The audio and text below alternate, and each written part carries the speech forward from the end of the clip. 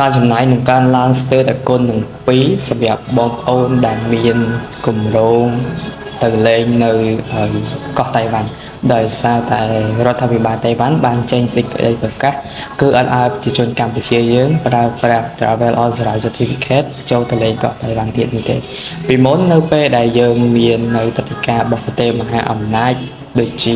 សហរដ្ឋអាមេរិកឬក៏ប្រទេសជប៉ុនប្រទេសកូរ៉េគឺយើងអាចស្នើសុំAuthorized Certificate ចូលទៅលេងកោះតៃវ៉ាន់បានរយៈពេល14ថ្ងៃដោយអត់ចាំបាច់មានវីសានោះទេក៏ប៉ុន្តែចាប់ពីថ្ងៃទី1ខែសីហានេះទៅរដ្ឋាភិបាលតៃវ៉ាន់គឺនឹងបិទឈប់ឲ្យប្រជាជនកម្ពុជាយើងប្រើប្រាស់ Authorized Certificate នេះទៀតហើយអញ្ចឹងហើយគឺតម្រូវឲ្យយើងស្នើសុំវីសារបស់តៃវ៉ាន់ក៏ប៉ុន្តែការស្នើសុំវីសារបស់តៃវ៉ាន់គឺអាចថាវាមានភាពស្មុគស្មាញដោយសារតែនៅប្រទេសកម្ពុជាយើងគឺអត់មានស្ថានទូតតៃវ៉ាន់នោះទេចឹងហើយគឺតម្រូវឲ្យយើងរៀបចំឯកសារដើម្បីទៅស្នើសុំវីសានៅប្រទេសជិតខាងនៅហូជីមិញគឺជិតជាងគេជាក់ស្ដែងការទៅដាក់វីសា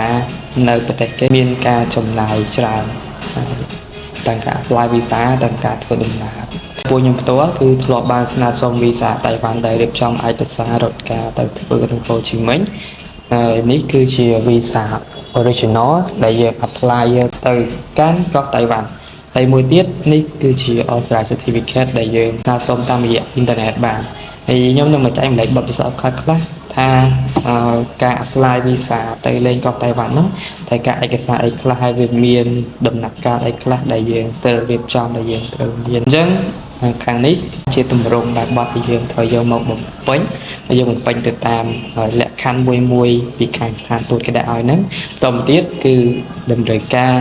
passport ហ្នឹងតសញ្ញាប័ណ្ណបណ្ណទាំងអស់គ្នាហើយចំណុចមួយដែលសំខាន់បំផុតនោះនៅពេលដែលយើងដាក់ស្នើសុំ visa ទៅលេងកោះតៃវ៉ាន់គឺតម្រូវឲ្យយើងមានប្រាក់តម្កល់ដូចគ្នាហើយកាលពេលដែលខ្ញុំដាក់ស្នើសុំនោះគឺគេតម្រូវឲ្យមានប្រាក់តម្កល់$5,000នៅក្នុងធនាគារបណ្ណទាំងអស់គ្នា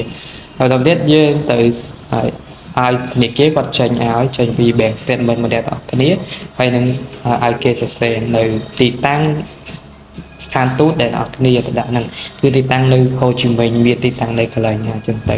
បន្តទៀតយើងរៀបចំឯកសារហើយគឺយើងត្រូវយកពីកម្ពុជាយកទៅដាក់នៅស្ថានទូតតៃវ៉ាន់នៅឯហូជីមិញតែថាវាមានភាពស្មុគស្មាញដោយសារតែយើងត្រូវចំណាយពេលវេលាច្រើនចំពោះខ្ញុំផ្ទាល់ការពេលដាក់វីសាស្នើសុំទឹកដីកាទៅលេងកោះតៃវ៉ាន់ហ្នឹងគឺគ្រាន់តែថ្លៃចំណាយទៅលើការស្នើសុំទឹកដីកាគឺខ្ពស់ខ្លាំងមែនទែនរហូតដល់ទៅជិត$150អាចថាថ្លៃជាងការស្នើសុំទឹកដីកាទៅលេងប្រទេសជប៉ុនបច្ចុប្បន្នទៀតដូច្នេះហើយបើសិនជាបងប្អូនមានគម្រោងចង់ទៅលេងនៅកោះតៃវ៉ាន់ហើយ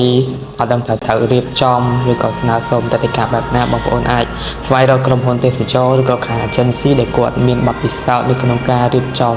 ទឹកដីកាហ្នឹងដើម្បីកុំឲ្យមានការខុសឆ្គងឬក៏ខាតទាំងលុយខាតទាំងពេលវេលារបស់បងប្អូនទាំងអស់គ្នាហើយអត់ទទួលបានទឹកដីកាទៀតខ្ញុំបញ្ជាក់ចំណុចបទពិសោធន៍ឲ្យប៉ុណ្ណឹងបើសិនជាបងប្អូនមានចម្ងល់អាច comment សួរខាងក្រោមបានជួបគ្នានៅវីដេអូបន្តទៀតបាយ